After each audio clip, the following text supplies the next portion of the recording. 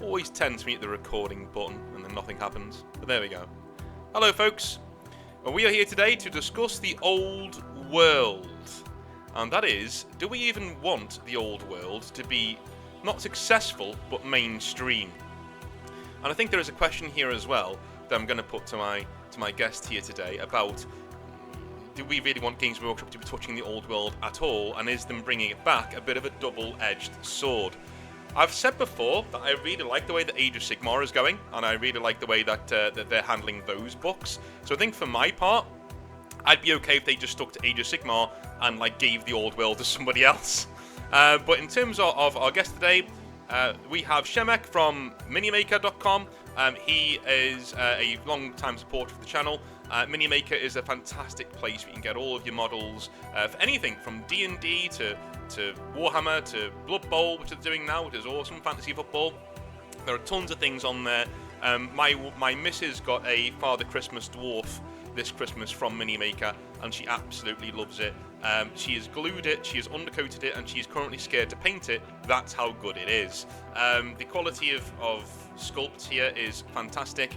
I have a friend also, Steady, hello, he'll be watching maybe somewhere, who opened his, shall we say, Stormcast Eternal proxies in front of me a couple of weeks ago, and he was squeeing with glee when he got them out, and I was kind of jealous because they were these models, like the Valkyrie models here, and they literally look like this when they come out of the packaging. It's crazy. It's absolutely mental. Anyway, if you want some cool minis, make sure you head over there and use the promo code Northern Exile for 10% off your order at checkout. You guys also do worldwide delivery now, do you not, Shemek? Is that a thing? Yes. Hello, everyone. Yes, we are doing the worldwide delivery. It costs €10 for all countries, so please feel free to check out our website. And we are expanding our offer all the time. Recently, we added fantasy football as a separate category, but we are also trying to keep up what's being released by the 3D sculptors. So soon you may be seeing some excess-focused Battle Brothers on the website. Along with some demon fiends coming along with them. So yeah, maybe check out our social channels to look out for the news, because we are expanding the offer all the time. And regarding getting the models, I'm very pleased to hear that you liked the models your friend got, but the thing is also, there are no limitations on stock levels, so you can get some too, whenever you order. That is true. That's true. I mean, I'm again, my backlog is ridiculous right now, but I will be getting some more because I've already got some as we go along down the road. But I did figure when you came to me the other day with this subject matter, I think it's a few weeks ago now, wasn't it? And you came to me with a little tidbit of information that you might want to discuss this. I thought you would be an actual really good person to go to about this, because I would say, whilst people do get your models for Warhammer 40k proxies because they're really, really, really cool, especially to play in Grimdark Future if you've got that. The Blessed Sisters are my favourite power armoured anything, Games Workshop or otherwise at the moment. They absolutely look amazing. The only reason I've not got any because my backlog is so big right now that I can't really justify it, but I really want to. But most of what you do on there as well, I would say a load of the orders will be from people wanting to do Age of Fantasy, which is Warhammer, Fantasy Regiment, sorry, which is old school Warhammer, old world Warhammer. And I thought you'd be a good person to talk about this. So, in terms of the old world, why do you think the old world coming back under Games Workshop's banner is a double-edged sword? So the topic was controversial from the very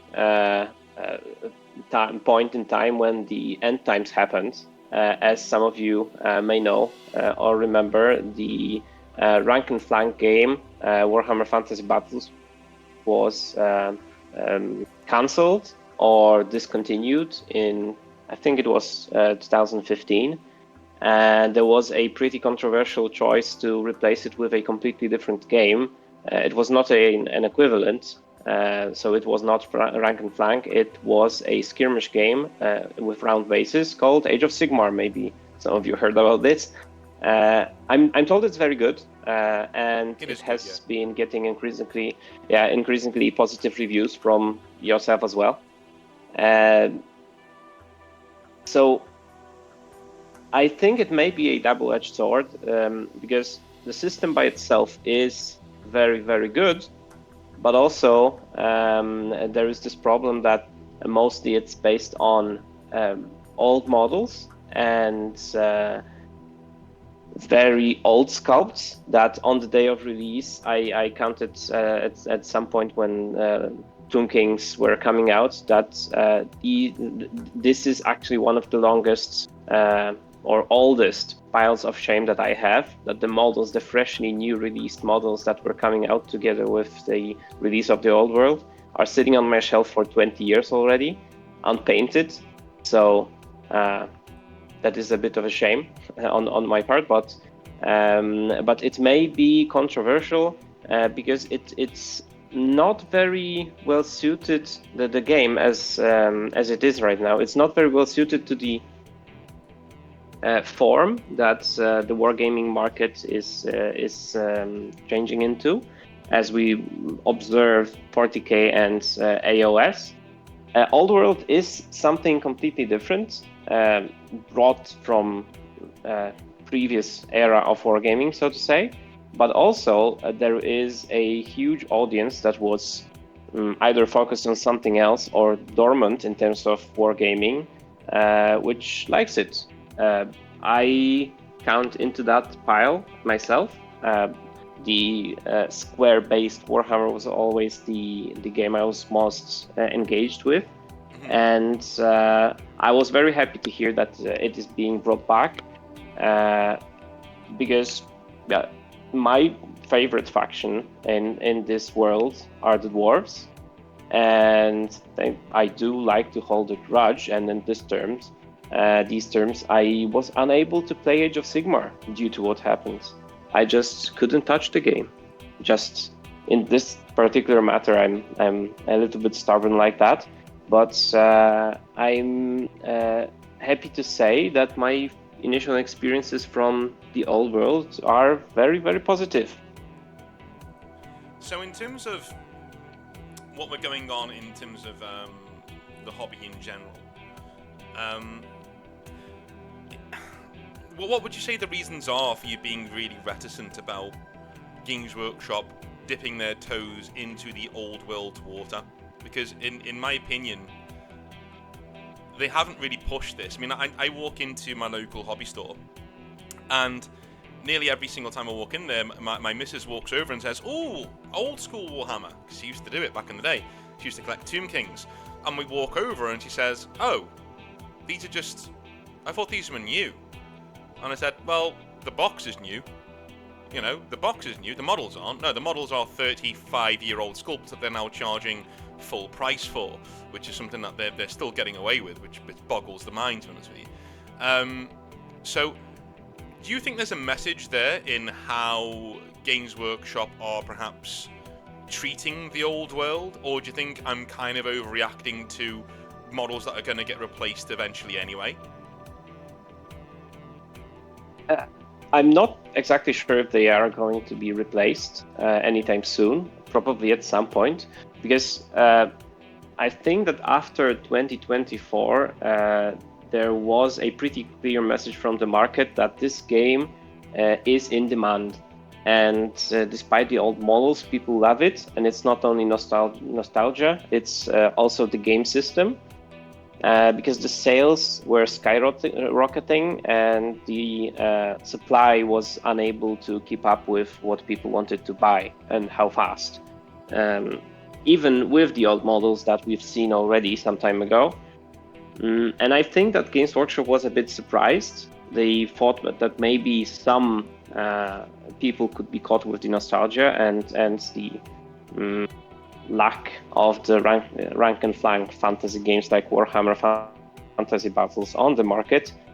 But I think that the answer, the response from the audience surpassed whatever expectations they had. At the beginning, when I was tracking the news on the Warcom website, it looked a bit like there was someone in the at least middle or upper management who wanted this game out, was pushing it for years, and finally there was a green light. But the company was not exactly convinced that it's a good idea. So initial articles were in the spirit of, so this game is coming out. I don't know, maybe you shouldn't get it, but yeah, we're doing it. So maybe if you want, here are the models. Okay, bye. So it was completely unenthusiastic. I believe that there are very passionate people behind this project, but the company as a whole, as the big monolith we know it by, we know it as, it didn't seem to support it very well at the beginning. But after the initial release, and now that several armies were released too, I think the company has noticed that there is a huge pile of money to be made in that system, and the peak of that realization that we've seen recently, that some of you may not know, is a hint, a very veiled but obvious hint that a new army will be coming to the old world, which did not happen for more than 20 years, because the last new army that was released for the Rank and Flank game was the Ogre Kingdoms. And now it's being hinted that Grand Cathay will come, which is obviously big news, considering the success of Warhammer Total War 3. Yeah. The army was one of the release armies, one of the release factions. It was extremely popular and also brand new. Since I remember the Grand Cathay, Warhammer China, to say it in very simple way, it got only like 1 or 2 paragraphs in every main rulebook, but maybe there was something more in the Warhammer roleplay, Warhammer Fantasy roleplay, but I didn't get to that. And apart from that, there was not much about Grand Cathay said at all. Supposedly there was some lore and rules written at the end of the 8th edition, so shortly before the end times. But it is being rumored that the devs from Creative Assembly,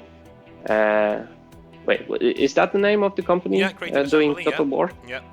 Yeah, so there is a rumor that the guys were given an unreleased army book for Grand Cathay that was written by Games Workshop, and that was the starting point they used to develop the entire army. And now it's spiraled into a whole new thing with the entire lore behind the Dragon Emperor and the Dragon Children and the entire structure behind that. So it is extremely cool. I don't know how does it correspond to real world Chinese culture, because I have absolutely no background in it, but for me as a layman in this kind of lore, it sounds extremely cool, and it's something I would like to read more about. So I think it may interest. I think in terms of one thing they are missing out on, and I've said this before, I just can't get behind this. I'm putting it on the screen now. This is just one example. The Orc Boys and Orc Arrow Boys mob, £52.50 for 25-plus-year-old sculpts. I can't get behind that. Now Cathay coming out is great, and new models coming out, fantastic. If you're going to do the old world, this is a typical Games Workshop decision, right? I'm gonna tell you what I think they should have done. So what they should have done is had 2 brand new models, not 2 brand new armies ready to go. And when I say brand new armies, I mean if you're bringing up Bretonia against Tomb Kings, fine. New sculpts across the board, please. Done. Right? Absolutely new sculpts, new armies, ready to go, ready to buy. Right? Once you've done that, you heavily discount all of the old models. And you say you can play with orcs and goblins if you want, you can play with high elves if you want, no problem, they're still in the setting, of course they are. And because they're old sculpts, you'll be getting them at, say, 25% off, right? That's what they are. And as we update the armies, there will be more, there will be, the prices will go back up because there'll be new sculpts. That is what you do. What you do not do, and I cannot get my head around this, why they did this. Well, I can, because they're greedy. What you don't do is release a few models for the armies that you're bringing out in your new boxes, and then fill the rest of the box out with 30-plus-year-old models, and then insist that everybody pays full price for every single other army that is in your game, and expect the game to be a massive success. The fact that this game has any sort of success at all is a testament to the fans and how much they love the old world, not Games Workshop pushing it. That is my opinion. Games Workshop, you would be forgiven for thinking Games Workshop don't want this game to succeed, and that they want it to go away so they can focus on Age of Sigmar. You'd be heavily forgiven for that. I don't think Creative Assembly have given them a choice, though. I think the sheer success and the revenues that they've taken in through DLC. Listen, they got money out of me over Christmas. I couldn't get to the store because I was, pretty busy, and I didn't have the time to paint models. So I bought myself some Warhammer 3 DLC. I played the Eltharion the Grim, who's awesome, by the way. He's old world Batman. He's amazing. He even has a Batcave. I played through his thing. I got the Ogres. I played through their campaign. Played through Maelys Darkblade's campaign, and I was really into the old world. And I was thinking, man, there is so much here to go on and get involved with and have fun with. And the fact that Games Workshop, I don't think they want to cover the old world. I really don't. I think they're forced to. I think the success of Warhammer Total War has meant that the shareholders have turned around and said, you will release this game. You will do this again because there's money to be made here. If you don't, you're idiots, and we'll just, we'll press you till you do. So there they are. But I think Games Workshop are doing this out of duress. They want Age of Sigmar. They don't want Old World to be bought. They'll make their money from it, but I think the message is clear that they haven't updated nearly any of the sculpts. The message is clear. Get your wallet out, scrubs. You want it, there it is. But we're not supporting it. So give us your money, and you can have a go in it. That's probably one of the many arguments that were hopping around in Games Workshop headquarters. Maybe it was pushed by stakeholders. I don't know. Maybe it was supported. The idea of coming out from the special design studios was supported, but by some of the decision makers. I don't know what happened exactly behind the scenes. Maybe someone will come out in 5-10 years and talk about this in some podcasts. We'll see. But what I am pretty sure of is that if they were to commit the effort of resculpting every single army, I think this game wouldn't happen at all. But also, in terms of this kind of entertainment for wargamers, being rank and flank game in a fantasy world, people were doing just fine when it was gone. Right after the end times, there was a project created called the Ninth Age, referring to the missing 9th edition of Warhammer Fantasy Battles. Where I'm based in Poland, there was a huge, and still is a huge fan base for this project, because the tournament scene was pretty strong, and what the Ninth Age was, and is still, was basically all recent editions, like 6, 7, 8 editions of Warhammer Fantasy Battles, compiled into a comprehensive and very well-oiled rule system, to which you had some factions inspired, of course, by the Warhammer world.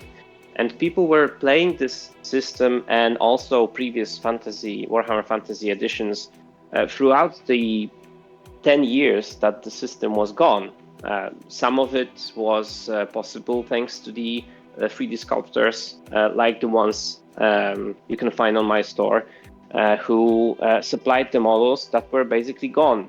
And some of the older sculpts, metal ones, had astronomical prices on eBay or some marketplaces that you can find on Facebook. So people were turning to some alternatives. And I think this system at all from Games Workshop would not be released again if it were to be done with new models. So that's some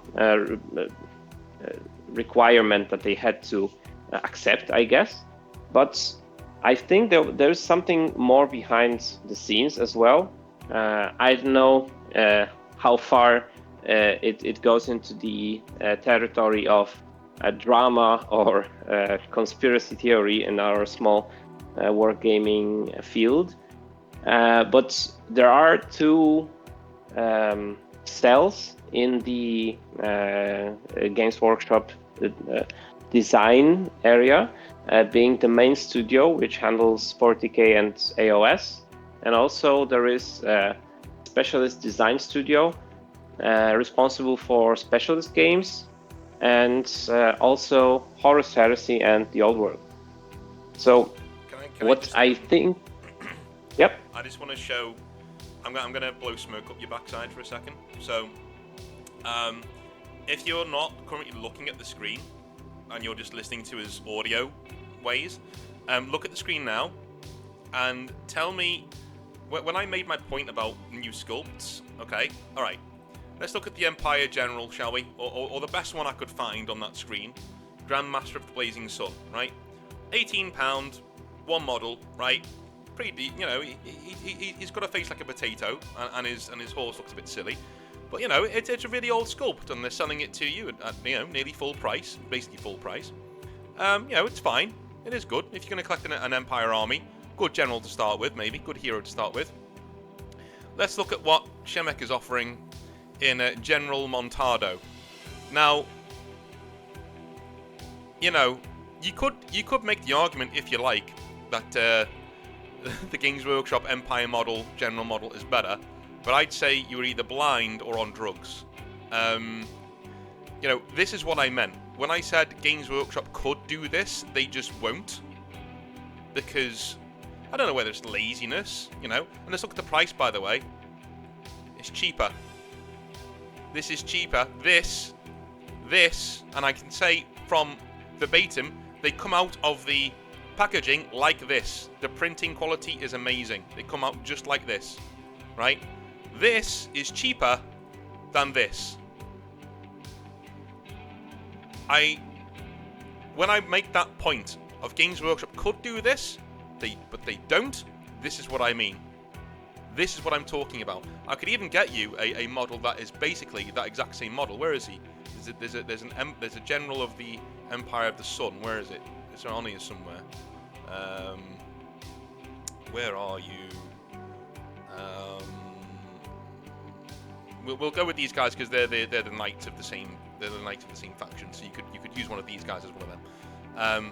But again, the attention to detail, the quality, and this is, you know, Shemek's already said, like, he is somebody who literally has licensing to produce these models for other, you know, from other people's sculpts, and they get a kickback as well. So everyone gets a taste, everyone gets fed, which is great. But these are basically Highland Miniatures. These are like a small team, very small team. These aren't big studios. These are just dudes who have a passion for making cool stuff, right? Against a multi-billion-dollar company, you know, and pretty much. If you're going to buy a Games Workshop, you would be in the billions right now. And if you think, I think it's only two people. Just say Highland Miniatures. Yeah, I think it's just two people based in Edinburgh, or however you say that. Sorry if I butchered that. But I wouldn't say they go against a huge company. They offer an alternative, because going against would push them into territory that would be a grey area. I'm not saying that they're trying to be competition with Games Workshop, because nobody can be.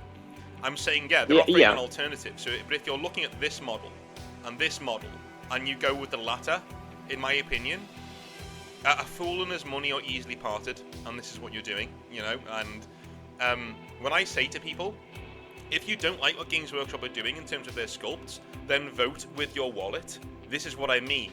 You should be spending less money on better models. If you give Games Workshop money for models like this that have been around for 25, 30 years, you are a fool.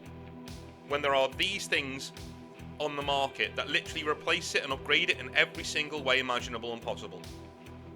Okay, you know, could you use it at an official Warhammer event? Probably not, no.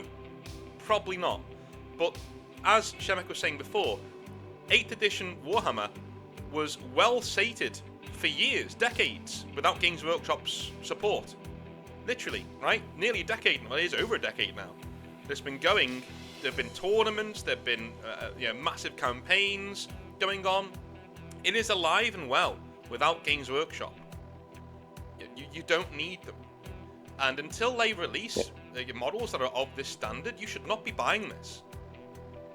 It's quite simple. It's empirical to me. It's literally, you know, this is this good, this bad. Don't spend money on bad, and that's just where we are. Hopefully, I don't get nobody into legal trouble, because these are just alternatives, and they're made for one-page rules version of, you know, Warhammer. Basically, they're made for that. They're not made for Games Workshop's games. But in terms of model quality, if you choose this over this, you're on drugs. In my opinion. Well, go on, Shemek. Sorry, I cut you down. No problem. I think Highlands miniatures are safe in terms of any legal trouble. They are doing it for a long time, and they know their craft. And they were one of the main companies that was keeping the system alive when the main company was not interested in it, because the games like the Ninth Age, or people starved of models during this decade of absence of the square-based Warhammer, were using, for the most part, models from companies like Highland Games. So they are well established on the market as well.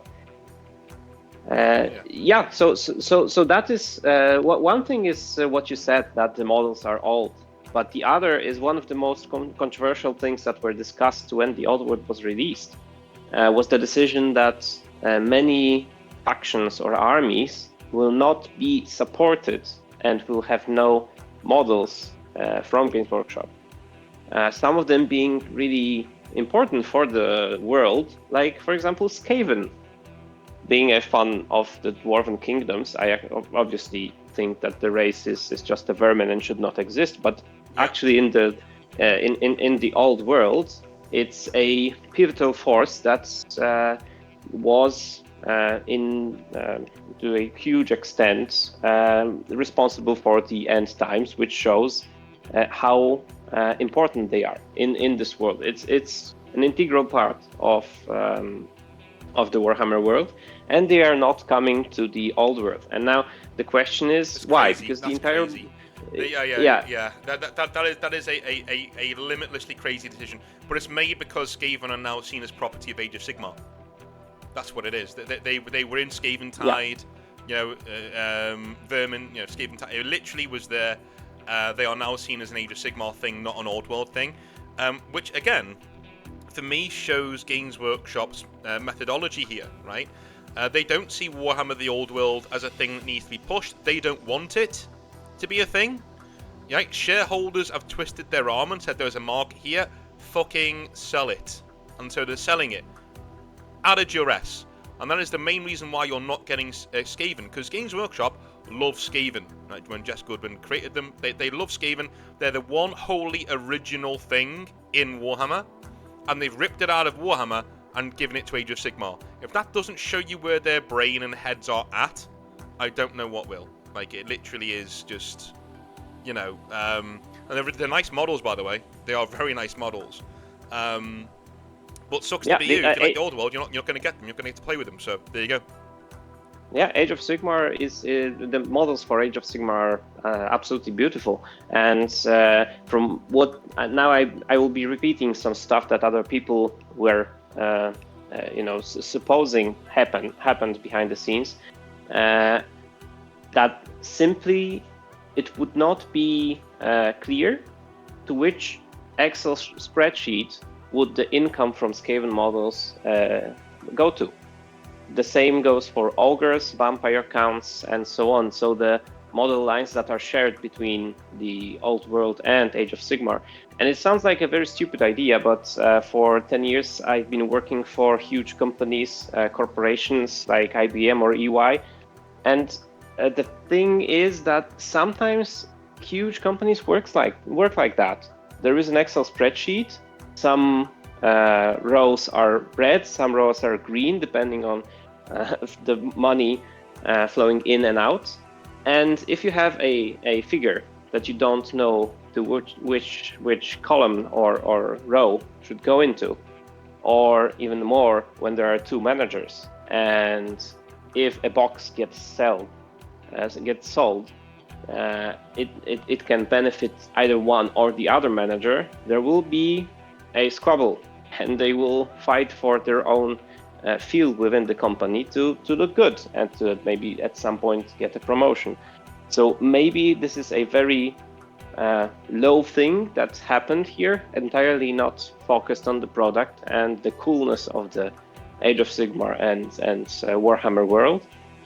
Maybe it's just some corpo bullshit happening behind the scenes. That all sales from Skaven models had to go into one cell in an Excel spreadsheet to make one row green and other row red, because we don't have the shared models, like for example demons at some point. I love conspiracy theories. Yeah. Okay. No, I get what you're saying. I mean, we got no proof of that, obviously, but like, we're not saying that's what happened. Don't sue us. But like, on the flip side, like, I just, and again, neither of us are saying that Age of Sigmar is a bad game and that you shouldn't support it. Okay, Age of Sigmar is a great game. I've played it. I enjoy it. My friend Steady is getting into the hobby. He likes Age of Sigmar. He loves his Stormcast Eternals, right? Although, by his own mouth as well, he said he's not painted the Games Workshop stuff yet. He's just starting on the stuff he got from Minimaker because it looks better. So there you go. There's another shot on the arm. And by the way, Stormcast Eternal models are no slouch. They are very nice. But he just likes the ones from Minimaker better. So there you go. Nice of you, thank you. It's his opinion. Like I think I'm gonna be honest with you. I really like the knightly aesthetic of the Games Workshop models, but I can't deny that in terms of how cool they look. Like the Minimaker ones, they look brilliant. But you know, Age of Sigmar is a great game with great models, and it is a very simple game to pick up. It is a beginner-friendly game that is, and I would go out on a limb and say Age of Sigmar right now is the best game Games Workshop make as a game, right? Setting, throw all that out. I don't mean that. Models, it's debatable, but setting, game, it's the best game to play at the moment that Games Workshop produce. You know, I love Horus Heresy, but it's way too niche to be in this conversation, and 40k is a fucking just it's on fire right now in terms of what the game is and how not fun it is. So Age of Sigmar is basically the best game that you produce, and you know, if you're into wargaming, you want to get into it, go for it. Age of Sigmar is your thing. But I think the crux of this video is I'm not sure the motivations for Games Workshop bringing back the old world were as pure and altruistic as people like to believe. I really don't. I honestly think that they did this under duress. They don't want the old world here. They just don't. I'm not sure, Shemek, how you feel about that. I know we've gone into maybe other things about the company, but what do you reckon? Do you think that they did this under duress, or do you think that their intentions were actually noble? What do you think? I don't think that noble, good, or evil is anything that could be attached to a product release from a huge company like this that's publicly traded. I think that subjective stuff like this is absolutely absent from these decisions, and just one cell in an Excel spreadsheet needs to be green. And if this makes it green, then let's do it. So I think it's as simple as that.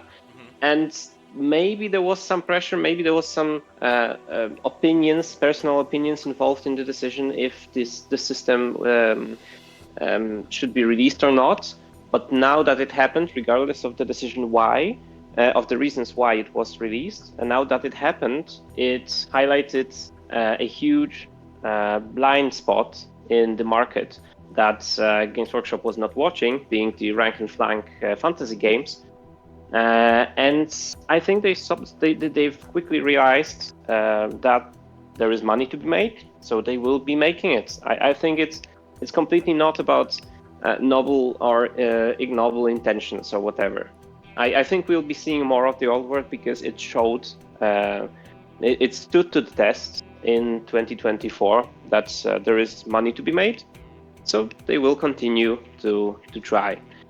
And continuing on the point of Age of Sigmar, that's actually a good example, I think, because I am told that this game is great. I probably will not be trying it out because this line still, the end times line still stands in my personal book of grudges. So I just, it's the rules. I cannot try it. But I hear that it is really, really good. And if you look back at the recent developments in the Age of Sigmar and the last 10 years, how much work and effort was put into it to market a completely new game in a very generic fantasy world, to develop the own IPs of Games Workshop, because they were no longer basing their creative stuff on some commonly known fantasy themes like, I don't know, a dwarf or an elf. They were trying to develop something new. And if you sum up how many releases, how frequent releases there were, how much new stuff was released, there was a huge effort behind that. And the game is finally successful. And this brings me back to the old world. The main reason, or the only reason why it was cancelled, was that it was not selling well or well enough to justify its existence. And this is actually one of the things that shows, in my opinion, how shallow was the thinking behind the cancellation of Old World, because not even half of that effort was put behind Warhammer Fantasy Battles in few last years of its existence. There were many releases of some cool centerpiece models like monsters or something for the 8th edition. So we are talking like 2014, 2013 area. But nowhere near. The effort was not even half of that what we are seeing in the Age of Sigmar. So now that's a curious point, right? You don't put effort in one of your main games, so it doesn't sell. So what's your conclusion from the fact that it doesn't sell? It's probably a bad game. Let's delete it. So maybe the old world, the Warhammer Fantasy Battles, the original game, would be in a very good state right now, with continuation all over from the 80s up till now, if only Games Workshop did the job right about 2010s or early noughties. Yeah, I think we're touching on that point, aren't we? I don't think, again, we're not making the point of Games Workshop destroyed Warhammer because they're evil. No one's saying that. I think what we're saying is you're right. It wasn't making money, and if number goes down, then you get taken behind the woodshed and a bullet goes in the back of your head, sort of a thing. And I understand why they made that decision at the time. I was not one of these people who was saying, well, this is terrible, how dare you? It's like, no, you know why they're doing it. They're doing it because you're not buying the models. But also, on the flip side, I think you can also say, as you just said there, Games Workshop weren't supporting Warhammer for a good long while. And if you stop supporting a game, if you you're tacitly telling your audience that it doesn't matter. And if you're telling your audience that a game doesn't matter, you can't expect them to put money into a product that might go away, and it did go away. So you proved their point for them. Now, you know, Warhammer Total War's come out, and the market has been proved that it's there, and so now is the time for them to really go ham on this. But I honestly don't think for one second that Games Workshop. I think if you could give Games Workshop a choice of having the old world and or not having it and having those players just go over to Age of Sigmar, they would choose the second. They want you to play Age of Sigmar. They don't want to be producing these models, even it costs them money, you know. Like, and again, there will be people at Games Workshop who don't trust the old world because of what happened last time. They'll say, no, it lost us money. Why are we doing this? You know, there will be voices like that at Games Workshop. It is what it is. I don't think we will ever get to a stage where the old world is pushed in the same way that Age of Sigmar is. I don't think we'll ever get there. I think it will always be the red-haired stepchild, which is ironic because it started the entire thing off in the first place. But I don't think we're ever going to get there. Do you reckon we're ever going to get to a point where the old world is a flagship game again? I think we won't, but also I personally hope we never will. Why is that? Because of the division between the way how main studio does stuff and how being the special design studio works. And I think that in the current form, well, my personal opinion is that the old world in its form right now is the best rank and flank fantasy system that Games Workshop released to date. I've played since 6th edition. I've tried the 9th Age as well, and now knowing the old world, I think this is the best one they did. And I can go into details why, but one of the things I think it's we'll see how it stands to the test of time, but it looks like it's robust against things like power creep or codex creep or you know, things that destroy the entire editions of Warhammer 40k or other systems they were doing over the time. Because sometimes I hear people mentioning the good old times when, you know, the releases from Games Workshop were better and not driven by money. I mean, like, they were, but also in a way weirder way. For example, in the period I was observing between 6th and 8th edition of Fantasy, there were many instances that some armies were not getting codexes or codices several editions in a row. For example, Bretonnians, one of the release armies for the Old World, received their last codex in 6th edition. Before that, I'm not sure, but I think before that they got one in 4th, so also 5th was skipped. And at the end of 8th edition, with a 6th edition codex, they were a very patchwork army, because everything that happened in between were ratas, FAQs, and only these small PDF releases were holding this army together. It was of course playable, and they were selling models for it, but the rules and lore support was non-existent. Oh, sorry about that. I can't hear it. It's fine. Was non-existent at all. And there were several armies like that. You were getting regular releases for the most popular armies like the Empire or Warriors of Chaos or Orcs and Goblins. Yeah.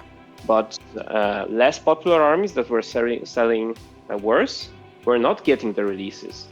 And guess what did that drive towards? Like, even less sales. Because if you're not supporting your product and you're not making it cool, and you're not releasing anything new for it, why would people buy that? They were not buying it 5 years ago. Why would that change now? I guess that's the entire point, isn't it? The entire point is definitely, you know, why should anybody actually give you credence and give you money if you're not going to be supporting it?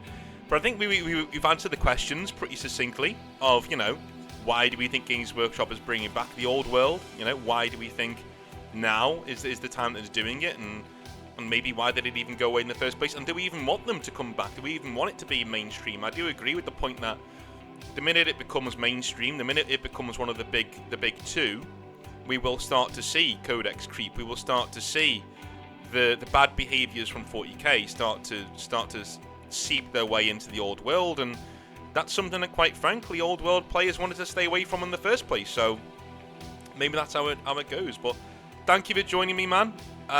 It's been interesting as always, and make sure you guys check out Minimaker if you want any cool sculpts as we've shown them during this video. They will be a part of videos going forwards. I mean, you know, they have been in the past, but we're going to go back to a couple of times a week. They'll be getting a little bit of a shout out. You can see some more cool models, and as soon as I've got my camera up and running, I'll be painting some on the channel too during Sunday live streams and other live streams when I'm trying to get my hobby done, because we have an event in June that I need to get some armies ready for. So cheers, man.